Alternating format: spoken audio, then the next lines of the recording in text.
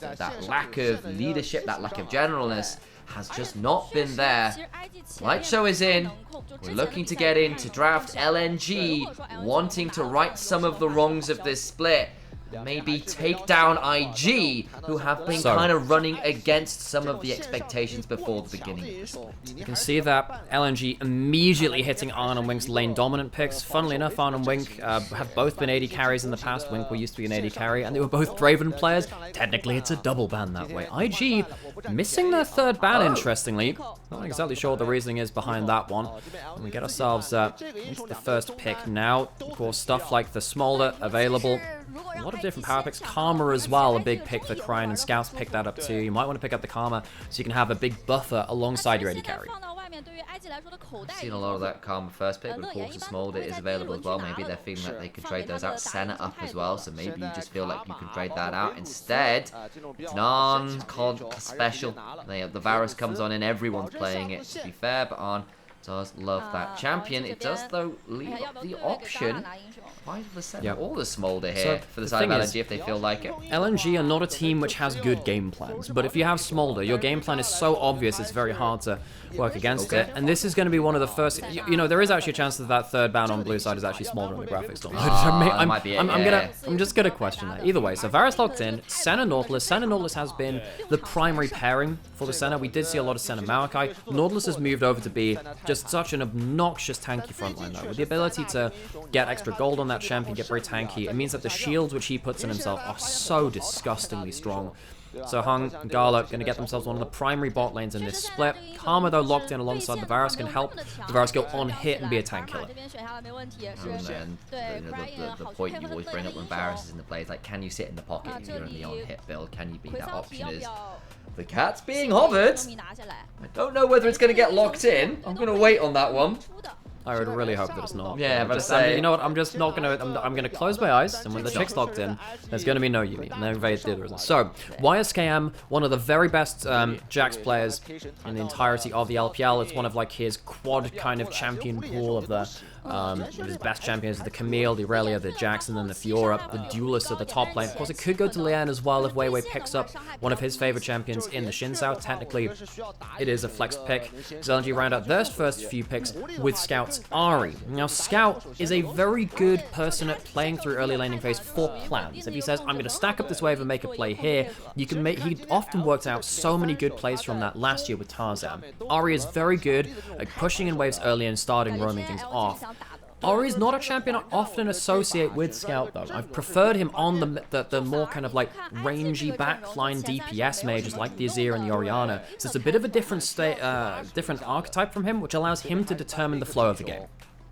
It's already linked up with the Nautilus, of course, and Senna's ability to add power from across the map with the ultimate means you've already got a very strong core to pick off individuals here, at least. Might be looking for something for Zucker then to try and work out with the Jax, or work against Jax likely as it might well be going with Wise Kev. Still going to jungle. They've been banning out some of the stronger Varus pairings from LNG. Renata, of course, very famously good with the champion. Still need to see what they want to ban out here alongside it. I really like that Aatrox ban away from Zucker. The thing is, what you want to happen now from LNG is to have another source of flanking threat. So Ahri can come in. It wouldn't surprise me to see Xin Zhao or Vi locked in on 4 from Weiwei, because it really has been a champion. Those champions are the ones which kind of combo up the best with the Ahri in terms of the mid-jungle 2v2. But what you're really looking for is another flanking threat from Zucker to kind of complete that combo. That's probably what they're looking for. Still some options here. Maybe something like the Cassante ban would make some sense. It's been fairly stand towards their stop side. Instead, they'll go towards the Vi, of course, very regular pick for Weiwei is very famously a good combo with Ahri. You've already got the Nautilus. Locking in something a little bit more spicy that a big hovered would be fun, but I'm going to wait on those because we've not seen a Cinch or anything else in a while. Cassante is the eventual choice. Shouldn't really surprise anybody. I think Zucker has had a bit of a quiet year, but I do think he's been somewhat underrated, particularly on the Cassante. He's been pretty good at finding his way into the backline of this pick, even in games where LNG has struggled. Now, the thing is, is when LNG have been losing games, it's quite easy to just put the microscope and just say, oh, they'll just take a larger picture rather and say, you know, they're struggling at X, Y, and Z. However, his Cassante, even in some of those losses, has looked pretty good, and they're not necessarily going to show on the record. Wing's going to go towards Alistair. It's been one of his best champions in this split. What are they going to round this out with? It means that the Karma's gone into that mid lane. You don't have the jungle matchup, though, to know whether you want to put that Jax as a flex pick from top or jungle. I'd imagine it's going top lane. It's always likely to be with YSKM. It means that Lien can pick up something a little bit different from there. Maybe looking to pick up a bit of a mage AP damage source to go alongside the Karma. Would make some sense. You've already got a couple AD threats. The brand fallen off from being that kind of hyper-dominant pick of the moment a couple patches ago, but it is still locked on in. Can definitely do a lot of work. If you overdive here and your ability to get suddenly hit with a counter-strike with the Alistair, with knocking you up, and then Brand just throwing down that Pyroclasm could be very deadly indeed. Nocturne would complete the synergy that you have now acquired between the Nautilus, the Ahri, the Nocturne, and in that center ultimate, you can definitely put a lot of single target damage out. The combo here from LNG, pretty self-evident. You're kind of working with 3 globals to semi-globals, because if Ahri is kind of comboing up with the play, she can start a fight off from anywhere on one side of the map by just pressing the ult button and starting to dash towards a play. If you have Wei Wei on that side of the map and then Gala flying around too, things can get very, very dangerous if IG are on vision in the worst kind of place of things. You can very much get caught out.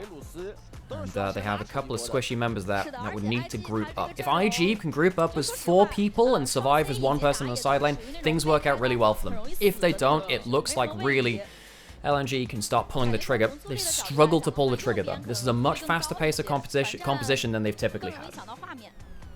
Indeed, they will try and make it happen. Of course, the problem is they've still got to deal with the fact that Varus, of course, very lane dominant. Senna, not exactly the worst champion lane, but often her power is a little bit... How do I put this? It's kind of dependent on other factors. Like, do you have access to the wave? Can you hit your Qs on multiple people? You know, how well are you able to get consistent poke down? And Varus is often one of the better people at forcing her off a wave. Can very much happen. It's, you know, it's likely to be the on hit, so it's not going to be as bad on that factor, right? That's one of the big things, because the poke Varus is much better at keeping people off of a wave. But it's thinking more in terms of the early game, like those first few levels when Senna can sometimes get the early level shots. But even then, you have Halo Blades for the poke Varus, which helps you very much in the early laning phase. You kind of need the lethal tempo from the on hit to help you later into that game. It all kind of comes back together. But that bot lane laning phase, I like that you put a microscope on that. I think that's very important, particularly with how it feels like Arn and Wink have had a real revival year. They've had their bad moments last year. They are on great form right now, and I think if they can get a leg over an LNG, so we get ourselves a pause, that could be a big moment for them. Well, from what we can see of the freeze frame, everyone is kind of just going for the 5-man fan, and we'll wait and see how long this pause will take. Back and looking at Scout, might be his... PC that's the one with the issues. Often the way it is, you pan the person who's called the pause. It's the it's kind of like the camera pan of shame, where it's just like, yeah, who's on screen first? Scout's got the issue, and we'll see whether it's going to be a, you know, it can be a number of things, and we'll hopefully get that sorted nonetheless. Actually, I think this is one of the first pauses we've seen in LPL this year. It's been pretty good with it on the whole. I say that now, which is now inevitably going to be the start of... It's going to be a start of deluge of pauses, and hopefully this will be sorted sooner rather than later. It's certainly been a lot less stressful and dramatic than the LCK, of course, which struggling with actually some outside attacks and DDoS and stuff, which have been very tricky for them. Of course, have finally managed to find some ways around that, but that was not something the LPL's had to deal with too much, which has been very much a blessing. One of the issues, of course, not too much ever, as far as I'm aware. No, in terms of professional games, I've never seen that before. And yeah, I will say, of course, the thing is, like, you know, considering we are a tech-based competition, right? Tech is inevitably a little bit fluctuational. You know, is that a word? I've made it up. It's an interesting it's a conjugation, you know, I've decided. The funniest thing I've seen in traditional sports in regards to like just weird rule stuff going on is there was a football game, I think it was in South America, where, so effectively, if there's an injured player on the pitch, play has to stop to protect that injured player.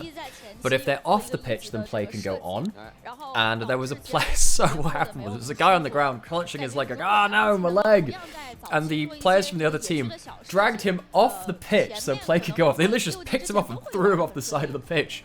And then his players came and dragged him back onto the pitch so play would have to stop. So this poor guy who you know, he might have been simulating an injury or whatever. But this poor guy in the floor going, oh no, my leg is just dragged and ragdolled around the pitch. One of the funniest things I've seen in sport in a while. It's beginning to think about trialing some blue cards as well, which of course for us who watch a fair amount of rugby out there, the ability to basically have cards that temporarily sin bin a player often adds quite a lot of like additional punishment to the infraction, right? I think it's a bit trickier in football because yellow cards are often given out for smaller reasons. So we all go back onto the rift and we can perhaps look a little bit what's happening in the early game. But of course, we'll see where the blue cards come out valuable. Don't think you can do that in League of Legends. The best you've got is a grey screen. I mean, we would actually, we do have maybe a Vagar cage.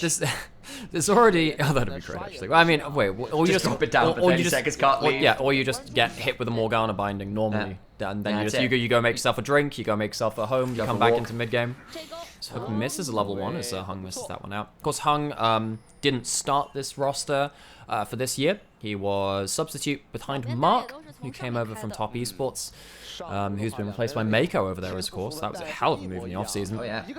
But, Jackie and Mako have been one of the brightest sparks on that team, actually. YSKM just walking into the enemy jungle, something that you can do with Jackson. Just says, okay, well, he's not starting on red buff spots. I think he just about starts him. Will they drop out of the bush or not? Yeah, I'm not entirely sure. They would have themselves some pretty good information, though. You'll likely do pathing towards this bot side of the map either way. And Weiwei, he's going to head up towards his red buff. He will be spotted now. So Weiwei on vision. Wink, it was some nice little trades back there from Ando. Gets a bit of a decent early chunk. And obviously they're the ones on the way first. And Gala didn't quite land that piercing darkness. I have to look again. Double hail of arrows as well. Feels very nice. It's one of the real like walk of shame moments where you miss a Varusy in lane because that skill shot is impossible to miss with how large the hitbox is and how fast it travels as well. It's one of the reasons why Varus is so annoying in laning phase at level 1 you start. Also because he's slightly longer range, even than someone like Senna at early levels. Senna's quite long range, but her attack speed is so slow. It means that Varus, I think he's 575 auto attack range. He's a little bit longer than other AD carries. It's quite large. I can't remember exactly what it is. But he can auto attack you, throw an E out to cancel that auto, or at least get the auto attack kind of timer kind of running. And then because you're slowed and he's slightly higher attack range than you, pretty much every time in lane, if you're backing off from a short trade, he'll get himself an extra auto attack than you expect. Interesting pathing there from Weiwei, who's just skipped his walls and blast cone straight to blue. I wonder whether he's looking for something a little bit interesting early on here. Well, if he takes blue buff, he can get himself straight into bot river a little earlier and just get there a little bit earlier towards bot side. He wanted to, but I think that he sees the Varus and the Alistar at full HP and goes, not anymore. Also because he's trying to match Brand's clear speed, which is so fast. He's about to be fully cleared at 310. That is a very fast clear indeed. So instead Nocturne just goes blue Gromp Wolves. Might just have to give up the Scuttle Crab regardless. Now the pressure's in from Now, so the thing is, what LNG will see is the Scuttle spawn, because what Weiwei did by going towards blue is scout out potentially Lian going in for an invade onto his buff. Now they see, with the blast plan, with the vision clone, rather, the Scry's Bloom put out, they will be able to spot Lian basically by proxy there. The thing about Nocturne is that if you walk into a Nocturne at early levels, he slaughters you. Nocturne has an insane amount of damage if he gets to auto attack to you with the lethal tempo as well, but he just can't stick to you. So that's the thing. That's why Xin Zhao, Lee Sin, they're actually more dangerous because they can reach you. However, the thing with Xin Zhao and Lee Sin is that often they can't beat a Nocturne because they have to go into the Nocturne. The thing with someone like a Brand though is that because you can hold range, typically the Nocturne doesn't want to meet you at that point. Now with YSKM, you just can't get close enough. Even then, because of the stun coming in from Brand, it's very hard. You just hold on to your Q and you just wait for him to waste that spell shield, and it gets really, really dangerous beyond that point. And you can see that Weiwei is backing off from Lian. Seems to be the way for now, and back towards full clear. I think probably looking back on the pathing and the way that Lian went to look inside it, the enemy jungle probably was a bit of a thought process saying, look, Brand's going to be able to get in here earlier than I would be done clearing, so a bit defensive option, and not too much to write home about right now. Well, the one thing which I do want to talk about, look at the vision early on from IG. There is no way that Weiwei can get into the river without being spotted. Now, by process of elimination, they now know that all of his camps are down and he has to go through a lane, he goes through topside, but There's nothing really to be put in here. I guess he's just there to potentially protect top side from something. As Leon goes back to now clearing his second respawn attempts. God damn, that champion clears so fast. As goes back towards his top side of the map. But IG, one of the things I've criticized for them is they're not necessarily great at setting up plays. Their early game, though, has been pretty legit. And now with both of their lanes helping these scuttle crab spawns early and getting this vision line set up, Leon on this brand can clear grubs so quickly that IG have got very much a lot of control of this early jungle confrontation. You saw it there already. Brand passive on the middle grub, spreads it to the other two grubs. Your ability to shred through them is just unmatched. Good charm from Scout onto Cryin, who turns it around, throws down the W, trying to force an ult from Scout, and does so. So Scout caught out there, unfortunate there for the first ult of the game. Not going to work out now. I have to talk about Ahri a little bit, as the Ahri main resident in the casting scene, 1.5 million points. There's demats here, so I don't like that from Ahri. I think that dematerializes signal that you've gone for the inspiration rune secondary, gone for the triple tonic. I don't really like these runes on Ahri. The extra skill point in mid game does help, but when you compare it to going towards something like a mana flow and the Scorch for very good early lane presence, it means you can even contest with someone like this Karma very early on, and there are a couple of different ways you can play around that. I even think that there's sometimes where Transcendence is very powerful for Ahri as well in mid-game teamfights, where you get the reset potential on your basic abilities as well from when you're beyond level 11. Either way, hasn't gone towards that, and also hasn't gone towards the Dark Seal. And now with no ultimate, first fight of the game, it's not looking great for LNG. IG very much eking out an advantage in this early game. Leon's been a bit of a revelation for IG as well. He's been playing exceptionally well in the jungle. He's got himself a solid early CS lead, but it's his brand. You just expect to be behind CS in the brand, and one of the things you've got to do is just manage it as best you can. Got to be pretty close to the level 6 of 52. You think he's probably one camp off it, if I'm right in my calculations. Should get it off Krugs here. So, ourselves no real big fights early. I mean, what we've had to talk about is kind of like the control and the information, and how Brand is just like clearing like an absolute monster towards this early game. It's not really been about the early fighting, which sometimes it tends to be when you have the double melee supports. You have the Alistar and the Nautilus. We're getting to the point where when you have you know, the Senna Nautilus as well, with the Nautilus getting very tanky, and both these supports getting their ultimates available too. That's when I really think you start looking for these snatch and grab players. I think IG, they've definitely been a team where they can start looking for more scrappy players. Sometimes they do that before they actually have the setup for them, and that's not been so good. You definitely look for them all the same. LNG, they're the ones which have kind of struggled a bit more. You can see that here.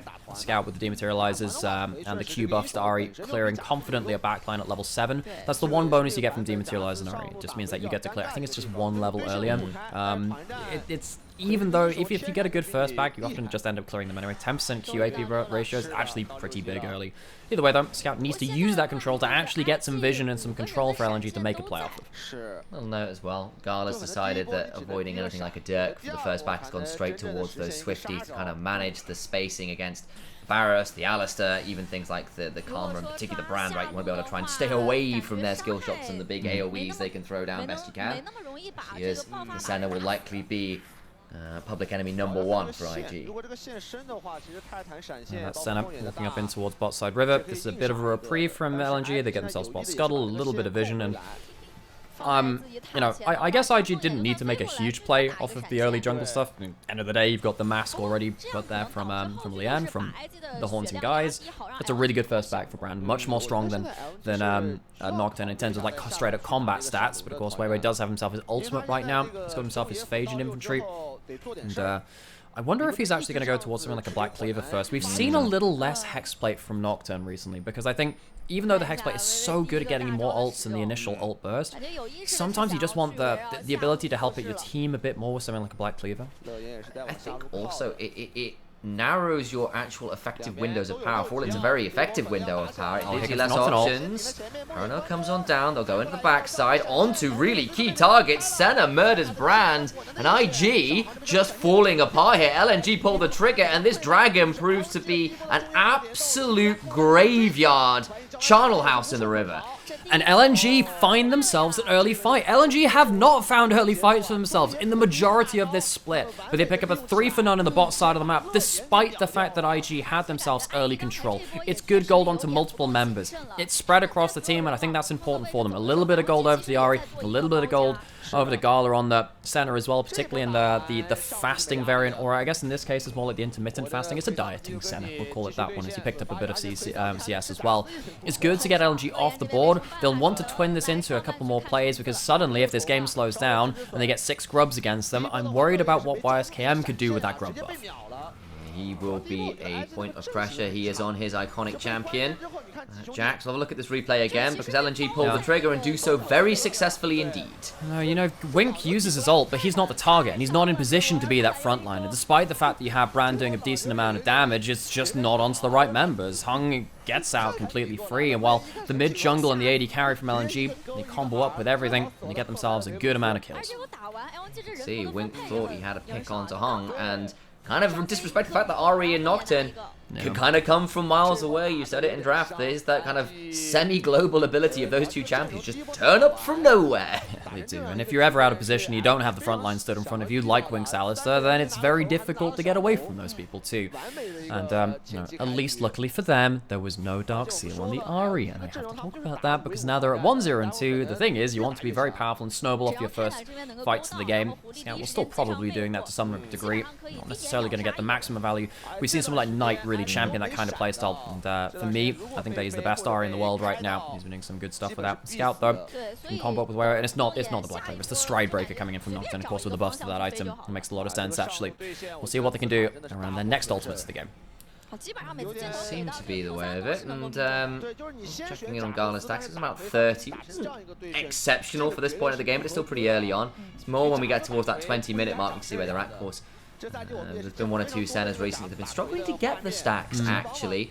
Stuck around that 60 mark at 20 minutes. Really not what you want to be seeing. More like Isn't that what in LCS? Yeah, it was Berserker really struggled to get the stacks going, was the big one. And especially when you are running this pseudo-fasting center, yes, you picked up some CS. You can still do that and get get enough souls, as long as you manage it well. The point is, you're wanting to try and get towards at least the 100 mark, if you can, by that 20-minute mark. So Arm doesn't have flash or cleanse. He needs to be a little bit careful if a fight were to erupt. Luckily, Wink has his ult back up and he has flash and ignite. I think it's hard for LNG to really pull something off on that bot side of the map.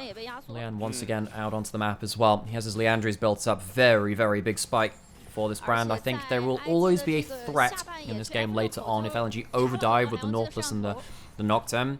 In another game, they would be tanky enough to survive that kind of combo.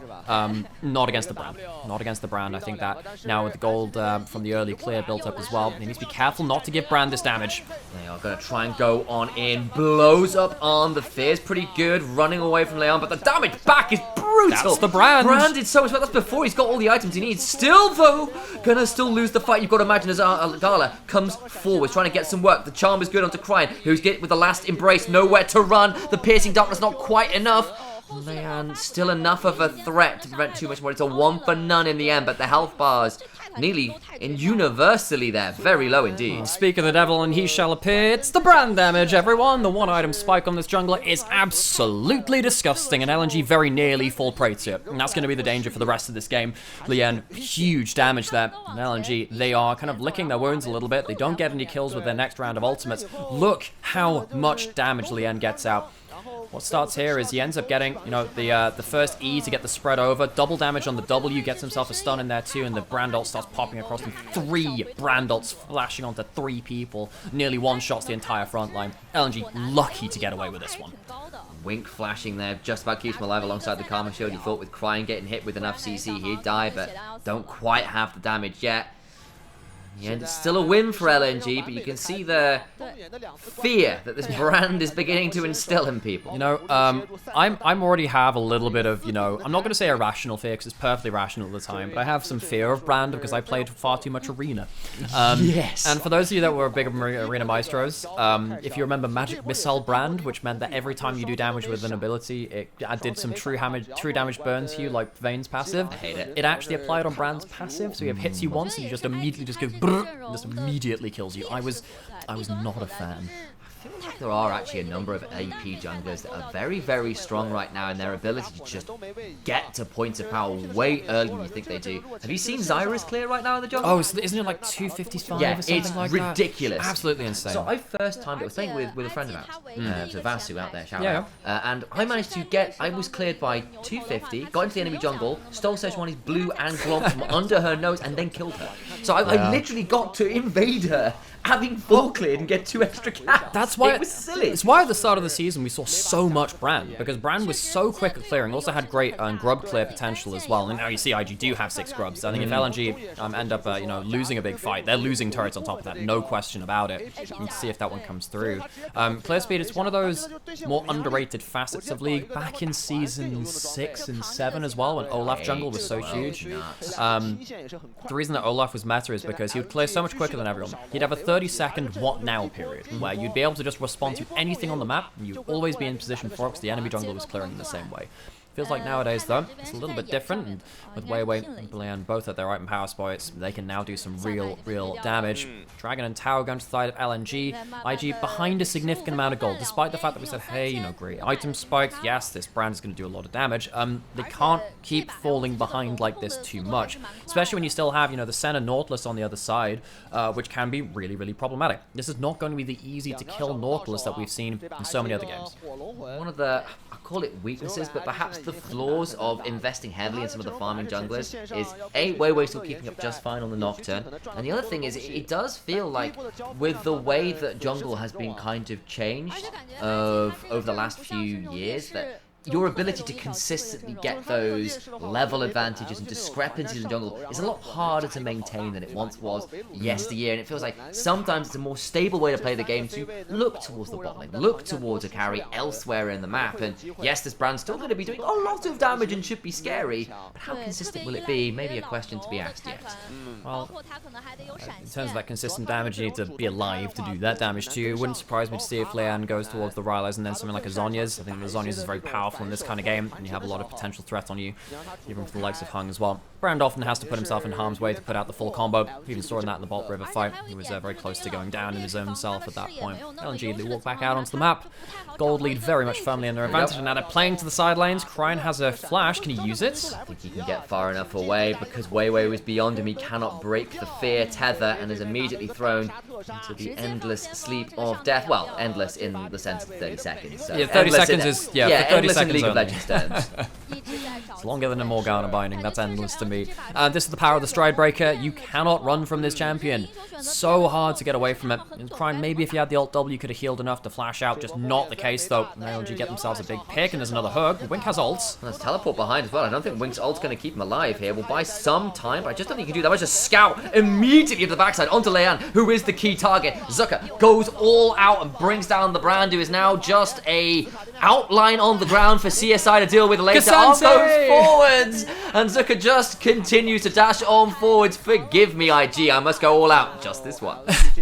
That's great, I love that one, actually. Zucker didn't even have the ghost, by the way. He just uses the teleport movement speed to completely shut down Arn. And now Weiwei gets to go towards topside, potentially clearing out this turret. So IG can't even use the 6 grubs buff. And you know what? Credit to LNG, they have sucked in their early games this year so far. This is much more clean. They have much more of an idea of what they want to be playing around. They've already taken down Karma, which is a big point of power, the 1 to 2 item marker as it is currently in this fight. Wink's ultimate is just not enough of frontline kind of stat stick at this point in the game. He's already lost half his HP before he ends up popping it. As we just see, the teleport movement speed. I'm so sorry, Powerport on. And yes, you know, Scout misses a charm flash. We'll maybe ignore that one. Well, I'm not ignoring it. I'm just saying he did it. But he gets the kill participation either way. Sorry, he's gone towards Horizon Focus. Yeah, he has. Now the thing is, this is one of the reasons why Ahri builds often go under the radar. When Ahri is snowballing, it sometimes just looks like you can build anything and do the same thing.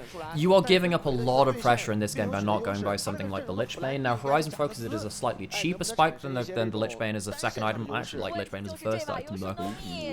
But when you're dealing with a comp like this, when there's a lot of people you can actually get significant auto attack uptime on, you can even go for the Ingenious Hunter as well to bring your Lich Bane cooldown from 1.5 seconds down to 1 second. It means that your combo is so slick. It just means that Scout will be kind of, you know, still part of the combo, still good in terms of that burst, but you're just missing out that extra kind of punch from having something like a Magi's or a Lich Bane, which you would have had so much value out in this. this game. I will at least say that the way Horizon Focus Net works now is it works. It's at the max range more than anything. At least because you've got such long range engage ability to actually play at the long ranges consistently. Feels okay this game at least. But we've got ourselves about 50 odd seconds until the dragon to work with, and that's would be soul point for LNG. They're hitting towards those 2 item marks nearly universally. Garlop should hopefully get towards, I suppose, with the Blood Razor complete, it's pretty much there. So they'll be wanting to trade for this one and get to soul point. That minute till dragon means that IG have a very short time to figure things out. You've got Karma going towards topside, but doesn't have himself the teleport. So IG, they're giving this one up. They're not going to be contesting for this one all the same. They know that LNG are in the point of power. You're waiting to see what can happen with your power spikes, but you don't have Jax with the side lane advantage. You don't have Arn with a ability to cut through the champions that he needs to. If Nocturne gets on this Varus, he cannot fight. You need to have Wink being able to headbutt him away. Trying to get that through the spell shield can be very difficult. Yes, maybe the Varus ult can help too, but just with the raw stats that LNG have, it's so hard for IG to fight back. And this is why, walking into this series, we said, hey, this should be a close series. You definitely can see LNG turning up to play. Can they finish it off in this game and maybe the whole series? That would be very important for them. They do not want to be dropping to 8 losses. They do not at all. It's Gala and Weiwei 2-manning the dragon right now. Wink is over the wall, but just look at the amount of vision control. It's so hard to get on in here. Arn's still stuck under tower. Soul point going over for free, and LNG continue this very clean snowball of a game. And that's something we have rarely said about LNG. Last year, LNG were... I want to dispel something about 2023 LNG. A lot of people said that they were a slow team that didn't do anything, they didn't snowball. That's not necessarily true. They stuck to their plan, and it just felt slow because it felt textbook. And sometimes that meant things were a little bit slower, but they always made plays which felt such high percentage because they had everything in the right place that they could just do stuff like this and play towards their combo. Fear comes on through. YSKM doesn't get all that much value out of the counteracts. Of course, there's still the shield to work with. Some Dusk Bringers and some Umbral Claws do exactly what's required to bring down Jax in the bot side. And another pick towards LNG. Statement game for Weiwei. He has been the real core of this composition. This Stride Breaker buff to the Nocturne has done such a good job to allow the Nocturne to be a side lane threat, an initiation threat. He's done both of those things very, very well. And IG, despite the fact that, they have this top laner who is soft and played around, side laning and individual dueling potential, can't do anything around this Nocturne. I mean, how does YSKM play this game in a side lane? Because he's got to deal with a Senna ultimate, Arya Nocturne turning out of nowhere. The Zucker on the Cassandra is still going to be an annoyance in this game. Leon has to be just a little bit careful. Scout forced to ult. That was Leon who also had to ult as well, so it'll be ult for alteration. My days, there's still a lot of damage onto Scout. I was about to say, who needs to be careful here? If you get hit by that stun, you die. Because what we saw, there was only the single ult bounce from Leon as well. The passive went off, but the extra damage could have... yeah, there is, but this is Brand, man. Brand is so scary at this item mark. It's one of the reasons why Brand support has occasionally been a solo queue special for a long time. You don't always need levels and gold to kind of match up gold with even mid laners. You often die for that damage, which is the problem with Brand support. You'll either see them go 10-0 or 0-10. It's a bit of a feast or famine champion. You can see right there that Scout needs to be a little bit careful. Might be one of the reasons why he's potentially going towards something like a Banshees with that Verdant Barrier. As well, he's got the Null Magic Mantle already built up there as well. I think in this kind of game, I think that's actually kind of fine. It can help you shrug off stuff like the Varus ult as well if you're diving into the right kind of point. We'll see exactly how much value you can get out of that one. But Lian, despite the early pressure that he managed to put out and the early damage to put out, he's not really been able to have one of those great sit-in-the-pocket moments alongside the Varus and burn down the frontline team fights. Not yet, at least. The problem is you've drafted towards the Varus to win the lane. You've got to shove in early, yeah, but the moment the level 6 came through and that one river fight happened, it's just never really felt like there's been an opportunity to come back in and find something like a good fight lane, at least with the 2 items with the level 11 can make those ultimates work. Really dangerous. We talked about the ninjas in pajamas hiding in the shadows earlier, and that was their home territory. Now we have Ahri teleporting back into the mid lane, and just the threat of IG giving up vision is so scary. They put double pink wards towards the top side of the map to try and control some of that vision as YSKM finally gets the wave shoved in that side lane. He can't even stick around to use the 6 grub buffs. IG, they're just trying to stay as safe as possible. See if LNG will let them do so. With Soul up in about a minute and a half. On the other side, Baron alive. There's also now the issue that IG are in a very precarious position in terms of how do they even look to contest on the map. They're already at risk of being picked off if they split apart, and now you've got to try and keep an eye on 2 objectives at once. you are in a very tricky position in terms of managing where LNG are on the map and where you are in respective to it. There are 4 sweepers from LNG to control the vision, but this could just be Scout dead. He's gone. That's a fantastic pick. Scout a little bit too eager, does not get to ult, does not get to flash, immediately picks right. up. Okay, this is Baron start now. I think that's the territory. You don't have the knockdown ult. That was pulled in that play. Scout goes down trying to clear vision. They had 4 sweepers. They were trying to starve out the wards from Invictus Gaming, but the Baron goes. Got to keep your eyes on as well, because Brand and Varus shred this so fast. They're going to start the fight. Still the 4v5. Big damage onto Wink, but he's got an ultimate. In comes the Dawning Shadow. Weiwei on the side. Will manage to immune it for now. And IG hit with the last embrace. YSKM throws down the counter-strike. Flash on into the backside. And LNG, how much more can they do? But Scout has no teleport, so cannot look to even rejoin the fight afterwards. And LNG still got Baron aggroed on them. IG cannot get more than the pick. No, they can't. They very nearly got themselves a clutch moment with YSKM flashing in for that counter-strike. It's always a bit of a fear against Invictus Gaming, regardless of the members on the roster. This is one of the greatest team fighting organizations of all time across different rosters, and we saw that even last year with more of these familiar faces from the modern era. How does this start? Again, we said, hey, you know, there are 4 sweepers on LNG, and they spot out a ward there. LNG checks in the brush. But the thing is, you can't Banshees through an Alistair combo. The headbutt blows the shield, and the pulverize, and then ends up getting you CC'd all the same. Great pick from Wink. They get that very important kill. Of course, no Dark Seal stacks to lose. I'm sure much to your chagrin. But over towards Soul now for LNG. YSKM looking for the flank, but LNG, all ultimates available, ready to make the pick happen. Yes, he doesn't have the flash this time. He has a blast cone. Weiwei has his ult again. He'll spot out YSKM. Can they go for a fight now while YSKM is out of position? No, they can't. Wink has his ult again. They would love to be able to chunk through that Alistair before he can get full value. LNG have a contest on range. Carl is chunked. He is, but he gets the heal up. Watch YSKM though, looking to get into the backside. Already 2 kills down though, because Bran is dead before doing anything valuable. The Pyroclasm comes across to low avail. LNG crush the fight. A triple kill to Scout. An ace that goes the way of Zucker. And they'll claim Soul and Baron after this. And IG, there was a brief hope after the last pick. It's dead now. IG will not have themselves a kill this game. They get the 1 before this fight, but they can't even get another 1 to add to the tally before the Infernal Soul goes down. LNG, they said it couldn't be done. They said they couldn't have a snowballed game where they can starve out the game. It's not been as fast as some of our other teams in the region, but they are still cleanly putting this game 1 to bed. With an Infernal Soul and a Baron, IG, I don't see a way back from them in this. Start this one. There's no real way to contest. Scouts clearing out the jungle, already shoved through the mid lane tier 2. They get everything and more.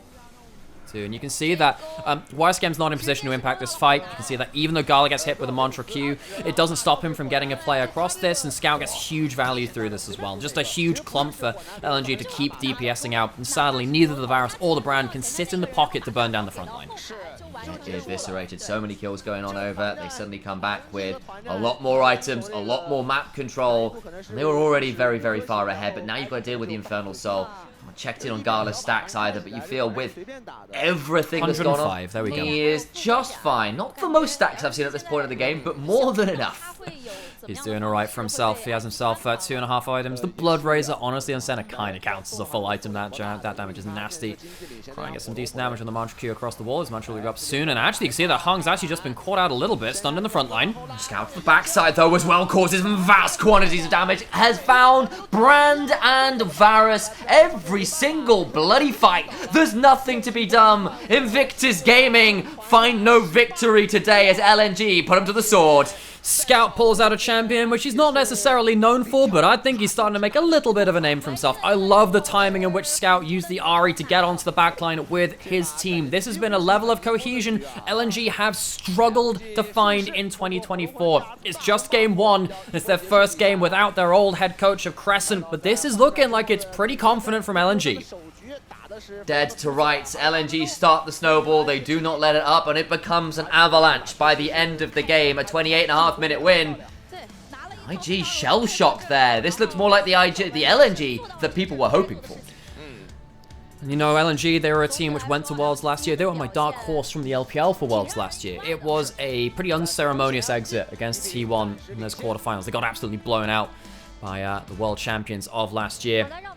coming into this one, you know, we did say they've had a coaching change. Crescent no longer leading this team from backstage. It felt like actually they were not very cohesive. They weren't on the same page, and hopefully now, even if it is just change for the sake of change, you stepping up to the pedestal or something happening with the atmosphere has definitely helped LNG, at least in this game, have themselves a plan that they could stick to. It's been a rarity for LNG.